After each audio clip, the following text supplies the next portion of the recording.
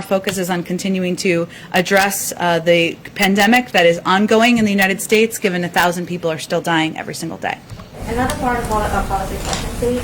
So, can you comment on media reports on whether the administration is considering joining a group of South American nations to push back against Chinese illegal fishing? How big of a problem does the administration see this kind of Chinese practice of distant water fishing? And would this be something that you would consider with other regions, including Southeast Asia and Africa? Sure, it is a challenge and a problem, and one that we're watching closely. And for others who have not been following this issue as closely, it is an issue of overfishing in certain parts of the world. It is something our national security team is certainly watching and following closely. I can see if there's more specifics on their engagement to update you on. One domestic question. Go ahead. The question on vaccination for federal government employees. I mean, so far it's been pretty much where they live, right? I mean, if you're in D.C., you follow D.C. rules, Maryland, and so forth. Is there any other kind of consideration from the White House to just expand access to vaccines for federal government employees? It's a great question. I'll have to check with our COVID team. Obviously, everyone will be eligible in just over a month, including our government employees. And D.C. and Virginia have already made that commitment, maybe Maryland too. I don't want to leave them out. So that is good news for every federal government employee, but I can check and see if there's more specifics across the administration about our approach. Go ahead in the back. We'll go back. A couple of questions. First, I wanted to ask about voting rights. The Senate right now is debating its own version of the For the People Act. Yeah. There are a few hang-ups with it in the chamber. I was curious how much emphasis the president plans to put on this, if he will be reaching out directly, or if there's a team from the White House that's working on this issue. Yes, I would say we're very engaged, closely engaged on S1 that is being negotiated, as you said, and there are changes being made, which we fully expected that there would be, as a number of senators, I believe, have alluded to that being a possibility and things they'd like to see changed. So it's working its way through the process. We get regular updates. Our legislative team does, and we remain very closely engaged. And I wanted to ask, Leader McConnell has said that he hasn't been invited to the White House and he hasn't had a direct conversation with the president since the inauguration. I think he corrected that statement. I was curious, because I know previously Leader McCarthy had said that he had tried to reach out to the White House to get an invitation here. Does the president plan to have some sort of big, meeting with leaders from across the aisle where we would see photos of them together and things like that? I'm sure he will. We obviously have been limited on COVID to any events in the East Wing, and at this point we'd be very much in the Easter egg roll preparations, which of course we will not be, but obviously more important, substantive, vital meetings than that. He's had a number of meetings, bipartisan meetings in the Oval Office. He will continue to do those. Those have often been constructed with committee chairs or members with specific jurisdiction. He has a long friendship with Leader McConnell. He has spoken with him. He speaks with him regularly. We're obviously not going to read out all of those calls. I expect that will continue. I wanted to ask, we've been seeing a lot of images of spring breakers, especially in Florida, and I was curious how aware of that the president, if he's being updated on that regularly, and if he plans to make any sort of address or public appeal to people on the issue. Well, we do watch that closely. The president is briefed regularly by his COVID team, and of course he has seen the news coverage, thanks to all of you, of spring breakers who have been gathering in far too many numbers. There, of course, were steps taken locally in response to this. We also watch that closely. I'm not sure. I don't have anything to preview for you in terms of him addressing spring breakers publicly. I will say that his message, broadly speaking, is that we are still at war with the virus. This is still a threat to the lives of the American people. We need to be vigilant. We need to wear masks. We need to hand wash. And that is a message, of course, directly to anybody who is not abiding by the recommendations of public health officials. Just one more. Do you have any update on the president's plans? Will he be traveling to Boulder? I don't have any updates on that. As you all know, this tragedy only happened just about 36 hours ago, and obviously that would be done in consultation with local officials who I know are still digesting the events and in their community, working on healing in their community. I can note, since you reminded me, he did speak with the mayor this morning as well, and he had spoken with the governor yesterday, and will remain in close touch. But let me just go to the back, and then we'll come back. Go ahead in the back, Lowell. Thank you, Jen.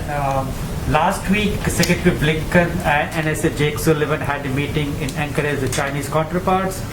Have they given a briefing to the president on the China policy? Has it changed any Chinese policy of the Biden administration? Although I know that the president has spoken with Secretary Blinken and National Security Advisor Jake Sullivan since their return. I don't have any. Obviously, they talk about a range of national security issues, ongoing policy processes that are ongoing. We're currently taking stock of where we are, which includes close consultation with allies and partners. As I noted, Secretary of State is in Brussels currently on the way forward, and we'll continue to work with China going forward when it's in the interest of the American people. So we're in consulting internally, consulting with our partners and allies, and that's really the stage we're in at this time. I have a question related to legal immigration. When Vice President was a senator, she supported the cause of EAD, employment authorization cards for H4 and L2 visa holders. Now these guys are saying, most of them are women basically, they're saying there is very long delay in issuing EAD cards for H4 and L2 visa holders. Some of them have also went to the court. What is your, why there is delay in that? I think part of the reason we want to push for action on immigration on the Hill is to move forward with expediting the processing and doing that on several levels, including a number of the visas that you just introduced or just conveyed. So that's part of the reason why we think that's such an important piece to move forward on. A final one. Number of Indian American doctors whose job is to treat patients during this COVID era, they are on the Hill protesting against and demanding elimination of country quota for green cards. I know the White House has sent a legislation to the Hill and that talks about that, but they're still protesting against and faster implementation of that passage of the bill. What is President's message to those doctors? I think the president would reiterate that he believes that there should be faster processing, that our immigration system is broken at many levels and of the system, and that he is eager for Congress to move forward with action there. Okay, two in the back. Go ahead. Thanks, Jen. I'm back on guns. You mentioned bipartisan meetings. I'm wondering if you could give a little bit more of a sense of the president's engagement with Congress on gun legislation specifically. Does he plan to have a bipartisan meeting on that at the White House? And has he spoken to Senator Manchin at all about his opposition to that background check bill? I don't have any meetings to predict. Obviously, this is an issue that there are a number of passionate gun safety advocates on the Hill, as you well know, who have strong views about what the path forward should look like. So I have no doubt that he has discussed this issue with them over the course of the last 2 months of his presidency. As it relates to the tragedy of Tuesday night, he was, of course, in Ohio all day yesterday with a very full schedule. So he didn't have any calls yesterday, but it's something that he will continue to look for ways to engage, to discuss, to advocate for action moving forward. And is there an update on his joint session to Congress? No update yet. We have a speech coming up next week, and we certainly he remains interested in and committed to doing a joint session. We remain engaged with them, but I don't have an update on the specific timing. And if I can just ask one more from one of the reporters in the pool who can be here. There was an Axios report today that he met with historians to discuss how aggressive he could be on his economic agenda, among other topics. I'm wondering if you can confirm the meeting and maybe tell us who was involved and why he felt the need to meet with historians on this. I will tell you, presidents love historians. I know this is my second president working for. I think it's important to learn from what worked and didn't work in the past and gain perspective from people who study that. He did meet with historians a couple of weeks ago. I don't have the list of names in front of me. I can see if there's more details we can provide. And really, it's meant to have an open conversation about the challenges our country is facing and looking back at history. And it's a moment to step back and reflect and use it as lessons moving forward. Go ahead. Thanks, Jen. A few on spending, one on taxes as well. I know you can't get into specifics at this point, but what the president is being briefed on by his economic team in the upcoming days, is this an infrastructure package? Is it the president's Build Back Better plan? Combination of both? Give us an overview of what it is. Well, our Build Back Better agenda, his Build Back Better agenda, includes a number of components that he talked about on the campaign trail. Infrastructure is part of it, making the tax code fair and one that rewards work and not wealth is part of it. Doing better by our caregivers is part of that. Increasing access to health care is part of it. Investing in our clean energy economy is part of it. There are several components he talked about on the campaign trail. And right now what he's talking with his economic team and advisors about is what the scale, the scope, and the components will look like in what he's going to move forward and propose next week. The $3 trillion number has been put out there. I know the White House hasn't confirmed that, but is it possible that it goes above $3 trillion? Like, is $3 trillion viewed as the cap, or it's certainly possible it could go even higher? Well, again, I think what we're looking at is all of those components, as I just laid out, all of which will not be in a speech next week, right? This is big components of his agenda that he talked about on the campaign trail. So, and right now he's having a conversation about the scale and the scope of what proposals look like. There's lots of ways to frame it, to shape it, to size it. So I don't have any more to predict for you. Last one on this before taxes. Speaking of size and scope, it's possible if it gets broken up that infrastructure could be one. So what does the president, what does the White House view as infrastructure? What falls under that umbrella?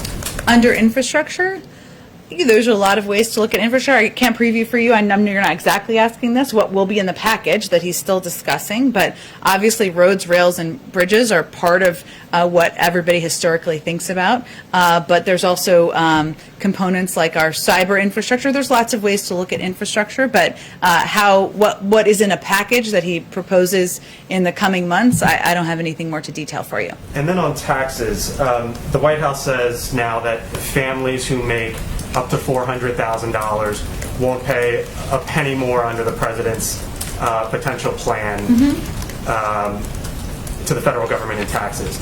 So, Which is 98% of families. So what about individuals? If you're an individual and you make up to blank, you won't pay more to Uncle Sam. What is that number? $400,000. So the individual number is going to be the same as the joint filer number? Well, no individual making less than $400,000 will pay more in taxes. If you're an individual and you make $300,000, let's just say. That's less than 400, right? You're a married couple that makes 300 and 150. That's more than 450. The 300 isn't going to.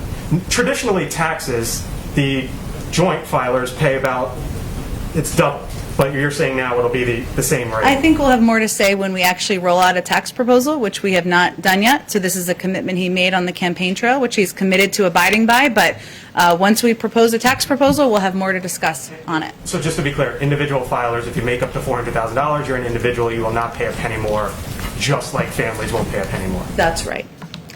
A quick one, as the Yeah. caller from a Yeah. TV colleague who can't be here today. Yeah. Can you give us an update on Major and Champ and whether they're at the White House? I was waiting for this to come up. Of course. Champ and Major are here at the White House. They joined the first family at Camp David last weekend and returned with them on Sunday. The dogs will come and go, and it will not be uncommon for them to head back to Delaware on occasion, as the President and First Lady often do as well. Is it about the dogs? On Colin Call, he's one of the president's nominees for the Yes. top Pentagon post. He barely just made it out of committee right now. Can you say, is the White House still behind his nomination? It's been controversial from the beginning. Any thoughts on that? Absolutely. Colin is qualified, he's experienced, and he would bring an incredible reservoir of perspective to the job at the Department of Defense, and so we look forward to his confirmation. So no consideration whatsoever of withdrawing his nomination? If I could close the loop on a Leader McConnell question. You said they speak regularly. He says that they've only spoken one time. He corrected his statement saying they spoke one time on Burma. Have they spoken beyond that one time? I don't have any more calls, I don't think, to read out for you, which we will not make a case of doing, as you know, so I don't have more to read out for you. Has the president's definition of bipartisanship changed since he arrived in office on January 20th? No, his definition of bipartisanship has always been working on behalf of the American people and governing for all people, whether it's Democrats, Republicans, independents, and moving forward on proposals and policies that will make their lives better. With or without Republican votes? Well, he doesn't believe that bipartisanship is defined by the zip code here. He believes it's on how we can deliver relief to the American people. Thanks. Okay, thanks, everyone. Do you have any timing when you might announce a replacement for Neera Tanden? I do not, but Shalonda Young is confirmed she will be the acting, and so, but I don't have a personnel preview for you on that particular role. Jen, can I have one more question on China vaccine diplomacy? Is the administration doing anything specific to push back against requirements by China for countries to cut back or reduce ties to Taiwan? Is the administration? I will check with our national security team if there's anything for that on that for you. Thank you. Thank you.